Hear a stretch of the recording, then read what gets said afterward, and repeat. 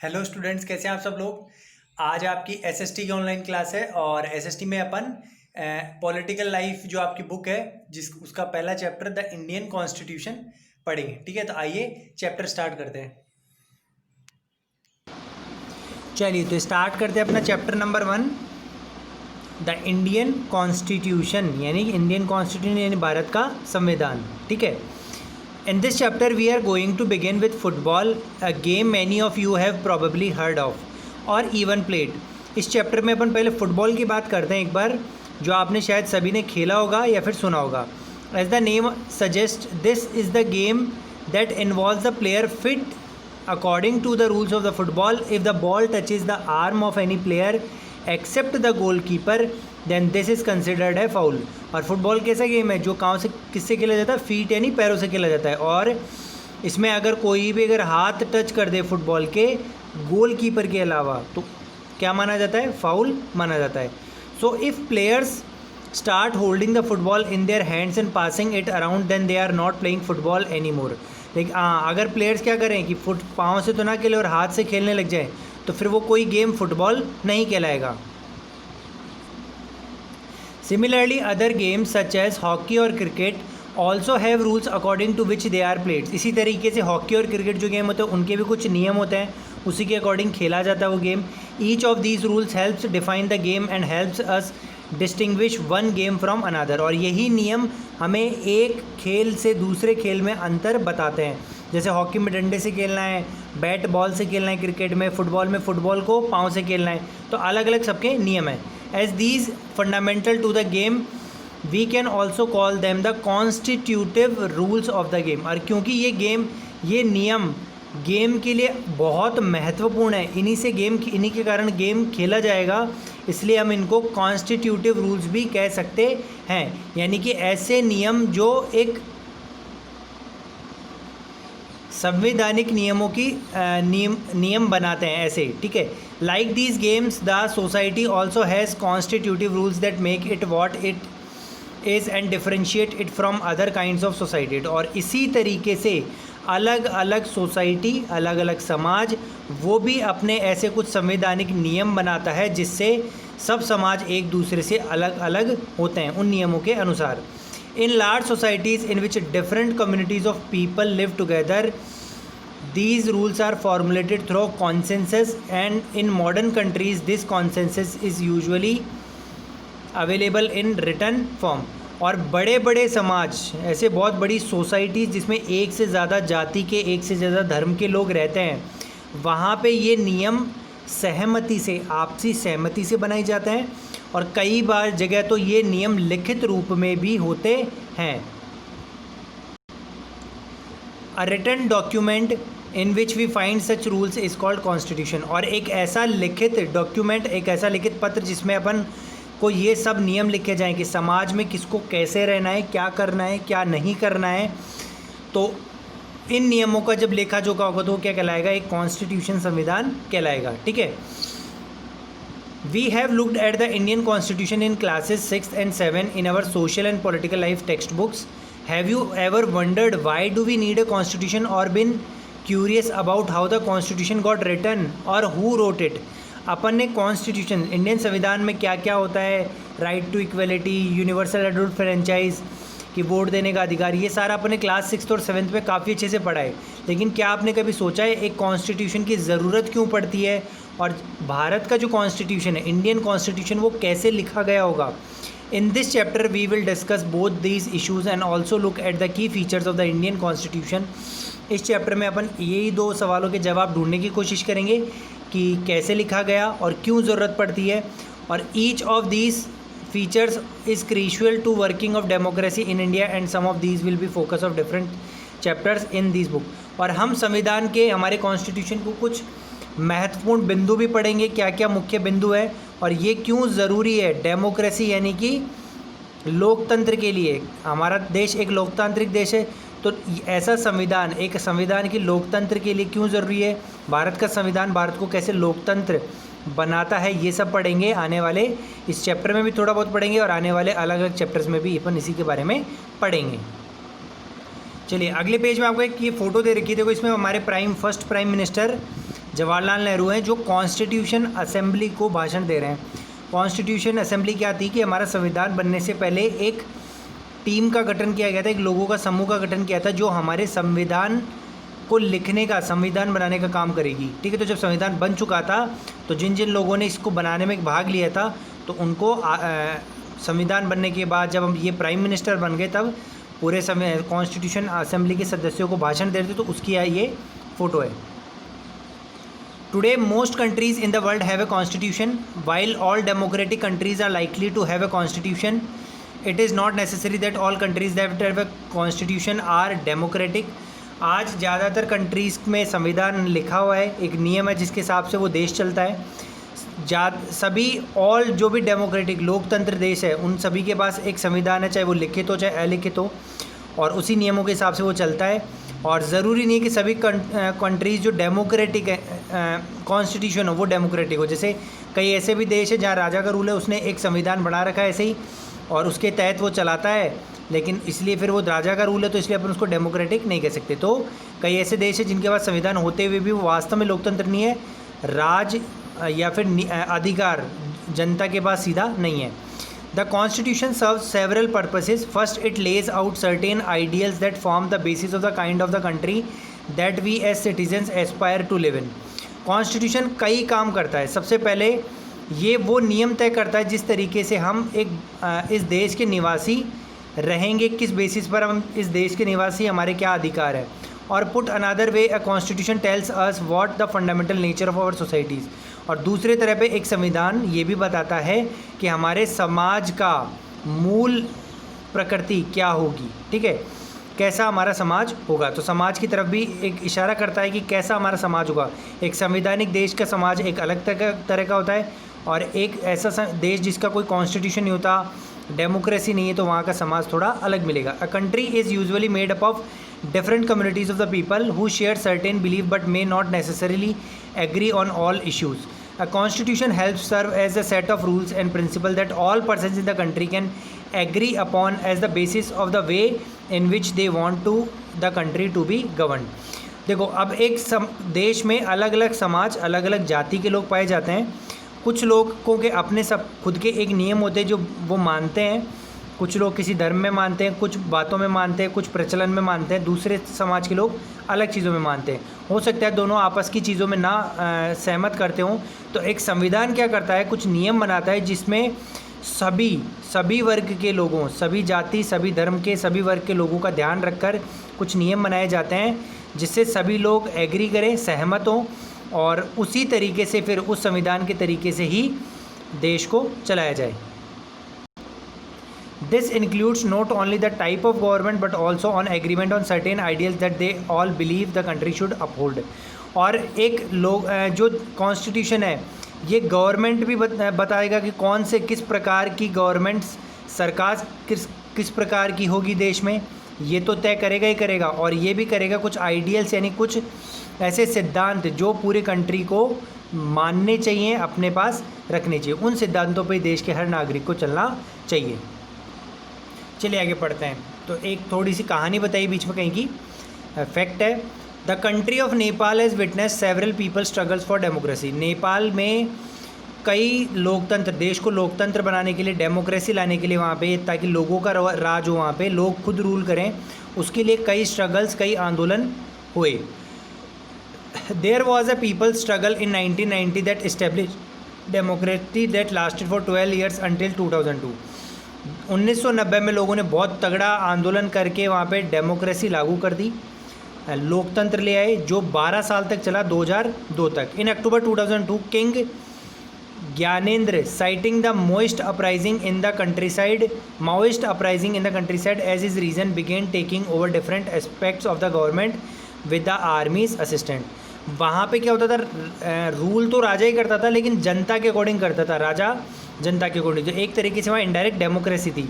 तो 2002 में क्या हुआ, वहाँ के राजा ज्ञानेंद्र ने क्या किया, वहाँ पे माओइस्ट का एक विवाद फैला दिया, एक उपद्रव फैला दिया पूरे देश में, और इसी कारण वो अलग अलग गवर्नमेंट के अलग अलग हिस्सों को अपने अंडर कंट्रोल में लाने लगा आर्मी की मदद से। The king then finally took over as the head of the government in February 2005। और फरवरी 2005 में वो सरकार का हेड यानी पूरा कंट्रोल में हो गया और उन्हीं का राजा बन गया, यानी कि वहाँ पे डेमोक्रेसी खत्म हो गई। In November 2005 the Maoist join other political parties to sign a 12 point agreement. और 2005 में माओइस्ट जिनके खिलाफ आंदोलन चलाया गया था उन्होंने बाकी पॉलिटिकल पार्टीज़ को ज्वाइन किया 12 पॉइंट एग्रीमेंट पे दस्तखत करके। This agreement signalled to the larger public and imminent return to democracy and peace. और इस एग्रीमेंट में कहा था कि भाई लोगों को डेमोक्रेसी, लोकतंत्र और शांति बनाए रखना है। In 2006 this people movement for democracy began gaining immense force. और माओइस्ट ने जो आंदोलन चलाया वापस डेमोक्रेसी लाने का, उसमें वो काफ़ी बड़ा होता गया। It repeatedly refused the small concessions that the king made and finally in April 2006 the king resorted the third parliament and asked the political parties to form a government. और धीरे धीरे राजा को झुकना पड़ा और अप्रैल 2006 में वापस वो राजी हो गया कि पॉलिटिकल पार्टी जितने भी पार्टी हैं वहाँ पे राजनीतिक, वो चुनाव लड़के वहाँ पे सरकार बनाए, यानी कि वो हार मान गया। Nepal became a democracy after abolishing the monarchy. Monarchy का मतलब होता है राजा का रूल। राजा का रूल को नष्ट करके नेपाल एक डेमोक्रेसी, लोकतांत्रिक देश बन गया। The above photo shows the scenes of the people movement for democracy in 2006। और ये फ़ोटोज़ डेमोक्रेसी की कुछ फ़ोटोज़ दे रखी है 2006 में जो आंदोलन होते हैं उनकी कुछ पिक्स दिखाई हैं। Let us try and understand what we mean by this through two contrasting situations in the history of Nepal, recent history of Nepal, a country that borders India on the north. Until recently Nepal was a monarchy. The previous constitution of Nepal, which had been adopted in 1990, reflected the fact that the final authority rested with the king. अब देखो अपन ने दो situation देखी। पहले 1990 में वो वापस पहले एक लोकतांत्रिक देश बना नेपाल, और फिर वो 2002 में राजा ने छीन लिया, खुद राजा बन गया। और फिर 2006 में जो माओइस्ट ने जो आंदोलन चलाया उससे फिर वापस 2010 में जाके उनको 2006 में उनको वापस लोकतांत्रिक देश नेपाल बन गया। तो नेपाल शुरू में एक मोनार्ची था, लेकिन 1990 में 1990 में वो एक डेमोक्रेटिक यानी लोकतांत्रिक देश बना और उन्होंने संविधान को अपनाया। और वही संविधान, उसमें क्या था कि भाई सबसे ज़्यादा फाइनल पावर किसको दी गई थी? किंग की। और यही सबसे बड़ी प्रॉब्लम थी उस संविधान की कि अंतिम निर्णय राजा लेगा। बाकी सारी चीज़ों में जनता और बाकी लोगों का विचार लिए जाएंगे, उनकी सहमति ली जाएगी, लेकिन अंतिम निर्णय कौन लेगा? राजा। इसी अंतिम निर्णय के चक्कर में राजा ने वापस अपना राज ले लिया। A people movement in Nepal fought for several decades to establish democracy in 2006 and then finally succeeded in putting an end to the powers of the king. और 2006 में जब दोबारा लोकतांत्रिक सरकार आई, जब राजा का राज्य खत्म हो गया, तो वहाँ पे ये नियम बदल दिया गया कि अब राजा की बिल्कुल भी जो पावर्स वो ख़त्म कर दी गई। The people had to write a new constitution to establish Nepal as a democracy. एक नया संविधान लिखा गया। The reason that they did not want to continue with the previous constitution is because it did not reflect the ideals of the country that they want Nepal to be. और वो ये पुराना संविधान इसलिए नहीं चाहते थे क्योंकि वो उस संविधान में वो सिद्धांत थे ही नहीं जिस पे नेपाल चलना चाहता था। और जिन सिद्धांतों के लिए, जिन नियमों के लिए वो लड़े थे, देश के जिन सिद्धांतों के लिए, देश को जैसा बनाने के लिए वो लड़े थे, वो कुछ संविधान में नहीं थे पिछले में। इसलिए 2006 में जो नया संविधान लिखा गया उसमें सारी बातें अच्छे से नहीं लिखी गई और राजा का पूरी तरीके से पावर्स को ख़त्म कर दिया गया। The second important purpose of the constitution is to define the nature of country's political system. संविधान का दूसरा मुख्य उद्देश्य क्या होता है कि देश के राजनीतिक सिस्टम, राजनीतिक तरीका जो है, कैसे पार्टियां बनती हैं, कैसे चुनाव लड़े जाते हैं, उसको भी दर्शाता है। For example, Nepal earlier constitution stated that the country was to be ruled by the king and his council of ministers. तो पिछली तरह जो पहला कॉन्स्टिट्यूशन था 1990 में बना था, उस संविधान के अकॉर्डिंग नेपाल में क्या था कि राजा, मैंने बताया आपको पहले कि राजा ही राज करेगा, उसके मंत्री राज करेंगे, लेकिन जनता के अकॉर्डिंग राज करेंगे। तो वो एक तरह से डेमोक्रेसी तो थी, लोकतंत्र तो पूर्ण रूप से नहीं था, क्योंकि राजा कभी भी मन बदल दे और अपने पावर्स खुद लगाने लग जाए, उनका गलत उपयोग कर सकता था। In countries that have adopted a democratic form of government और polity, the constitution plays a crucial role in laying out certain important guidelines that govern decision making within these societies. तो अगर कोई देश एक संविधान लिखता है अपने लिए और उसी के हिसाब से अपनी सरकार चलाता है, अपने पॉलिटिकल राजनीतिक तंत्र को चलाता है, तो कॉन्स्टिट्यूशन यानी संविधान बहुत इम्पोर्टेंट रोल प्ले करता है ये गाइडलाइंस बताने में, ये नियम बताने में सरकार को कि इसी तरीके से आपको चलाना है, अपने निर्णय सोसाइटीज़ के लिए, समाज के लिए, लोगों के लिए अपने निर्णय इसी प्रकार से लेना है, अपने मन से कोई निर्णय नहीं लेना। तो किस तरीके से निर्णय लेना है वो सारी गाइडलाइंस संविधान में दी गई होती हैं। In a democracy we choose our leader so that they can exercise power responsibly on our behalf. However, there is always the possibility that the leaders might misuse their authority and the constitution usually provides safeguards against this. This misuse of authority can result in gross injustice and demonstrated in the classroom situation below. ठीक है, तो democracy में क्या होता है कि अपन क्या करते हैं, अपने नेता चुनते हैं और वो अपने बिहाफ पे अपनी तरफ से पावर का योग मतलब बल का मतलब पावर का मतलब अपनी जो भी उनको दिया गया था सरकार चलाने के लिए उसका प्रयोग करता है वो, और जनता के लिए काम करता है। ठीक है, लेकिन एक हमेशा ये चांस रहता है कि वो अपनी पावर्स का मिसयूज़ भी कर सकते हैं, इसीलिए कॉन्स्टिट्यूशन हमेशा वो मिसयूज़ ना कर सके उसके खिलाफ नियम बनाता है, उसकी जांच ध्यान रखता है। दिस मिसयूज़ ऑफ अथॉरिटी, और इस अगर आप वो मिसयूज़ करें तो उससे बहुत बड़ा अन्याय हो सकता है लोगों के लिए, और जैसा कि आपको नीचे वाली सिचुएशंस में कुछ एक कहानी बताई गई है उसमें आपको समझाया जाएगा। चलिए, एक सिचुएशन दी है क्लास की। Suresh is a class monitor, Suresh एक क्लास मॉनिटर है। ही इज़ बुली, वो सबको डराता है। ठीक है, क्योंकि वो मॉनिटर तो मॉनिटर की पावर दिखाता है। His classmates are not too fond of him, classmates उसके क्लास के बच्चे उसको पसंद नहीं करते। Mrs Rao the class teacher has to leave the classroom on some urgent work. पहले क्लास में मिसेज राव जो क्लास टीचर वो बैठी थी, लेकिन उनको बाहर जाना पड़ा कुछ काम के कारण। She ask Suresh to mind the class, Suresh start picking on Anil. तो उसने मैम ने कहा कि सुरेश तुम मॉनिटर हो, क्लास का ध्यान रखना, चुप कराना। तो सुरेश खड़ा होता है और अनिल को परेशान करने लगता है। पिकिंग ऑन अनिल मतलब अनिल को परेशान करने लगता है। Anil today I am going to report you to Mrs Rao. Suresh बोलता है कि अनिल मैं आज तुम्हारे बारे में शिकायत करूँगा मिसेज राव को। But what I have done, लेकिन मैंने क्या किया, अनिल ने बोला। ठीक है, when Mrs Rao return to the class, अब जब मिसेज राव क्लास में जाती है, ma'am while you were away Anil kept talking loudly and disturbing the class, he would not listen me. कि मैम जब आप बाहर गए तो अनिल बार बार बातें कर रहा था और डिस्टर्ब कर रहा था क्लास में और मेरी बात नहीं सुन रहा था। यानी अनिल ने सुरेश जो मॉनिटर था उसने अपनी पावर का मिसयूज़ कर लिया और झूठ बोल के अनिल को फंसा दिया। Anil you will have to stay back after school today and write I will not obey the class monitor 100 times. और टीचर को गुस्सा आ गया और टीचर ने क्या कहा कि अनिल आज तुम्हें यहीं रुकना पड़ेगा और 100 बार लिखना पड़ेगा कि मैं क्लास मॉनिटर को डिसऑबे उसकी बात की कभी भी अवमानना नहीं करूँगा, यानी उसकी बात मानूंगा। But ma'am did not do anything, I did not. लेकिन अनिल बोला मैम मैंने कुछ किया ही नहीं। तो देखो किस तरीके से सुरेश ने क्या किया, अपनी पावर मिसयूज़ कर ली। ठीक है, तो इस तरीके से हमारे राजनेता यानी हमारे नेता लीडर जिनको हम चुनते हैं वो भी पावर का मिसयूज़ कर सकते हैं अगर संविधान में उसके प्रति कोई कठोर नियम ना हो तो। In democratic societies the constitution often lays down rules that guard against this misuse of authority by our political leaders.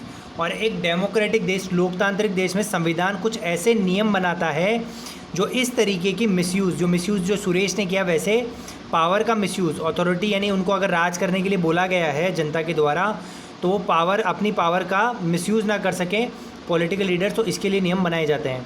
In the case of the Indian constitution about which you will read more later in this chapter, many of these laws are contained in the section on fundamental rights. और भारतीय संविधान में इस तरीके की power का misuse करने के लिए फंडामेंटल राइट्स का एक ग्रुप है, अपने जितने भी नियम हैं उसमें एक फंडामेंटल राइट्स का ब्लॉक हो, उसमें सारी ये पावर्स ये नियम बनाए गए हैं जिससे कोई मिसयूज़ ना कर सके। ठीक है, और ये फंडामेंटल राइट्स के बारे में अपन आगे पढ़ेंगे। Do you recall the chapter on the Dalit writer Om Prakash Valmiki experiences school from class 7 book. आपको क्लास 7 बुक का ओम प्रकाश वाल्मीकि की कहानी याद है? In this chapter we talked about the discrimination on Om Prakash faced because he was a Dalit. तो अपन ने पिछली बार देखा था, मैं कहानी बता देता हूँ आपको। 7th क्लास में एक स्टोरी थी कि ओम प्रकाश वाल्मीकि एक लेखक है, लेकिन बचपन में क्योंकि वो दलित थे, दलित मतलब ऐसे लोग जो निचली जाति के होते हैं जिनको बाकी लोग घृणा मानते हैं कि भाई ये तो बहुत अशुभ हैं और बहुत शुभ नहीं है, तो उस जाति को बिलोंग करता था, तो जब वो स्कूल जाता था तो वहाँ के हेडमास्टर और टीचर्स क्या करते थे, उसे झाड़ू लगवाया करते थे, और बच्चे सब घृणा करते थे, उसको छूते नहीं थे, उसे दूर बिठाया जाता था। ठीक है, तो इस तरीके का डिस्क्रिमिनेशन ना हो, इसके लिए संविधान में कानून बनाए जाते हैं। You read about how the Indian constitution guarantees the right to equality to all persons and says no citizen can be discriminated against on the grounds of religion, race, caste, gender and place of the birth। हमारे भारतीय संविधान हमें right to equality यानी समानता का अधिकार देता है, जिसमें सभी लोग बराबर हैं और उनसे किसी भी तरीके से भेदभाव नहीं किया जा सकता, धर्म के आधार पर, उनकी जाति के आधार पर, उनका कलर कैसा है उसके आधार पर, जेंडर वो महिला है या मेल है या किन्नर है उनके आधार पर, या जन्म स्थान के आधार पर कोई भेदभाव नहीं किया जा सकता। The right to equality is one of the fundamental rights guaranteed by the Indian constitution. Right to equality हमारे देश के द्वारा दिया गया एक मूल अधिकार है, मौलिक अधिकार है। हमें कुछ मौलिक अधिकार दिए, तो ये कुछ मौलिक अधिकारों में से एक है।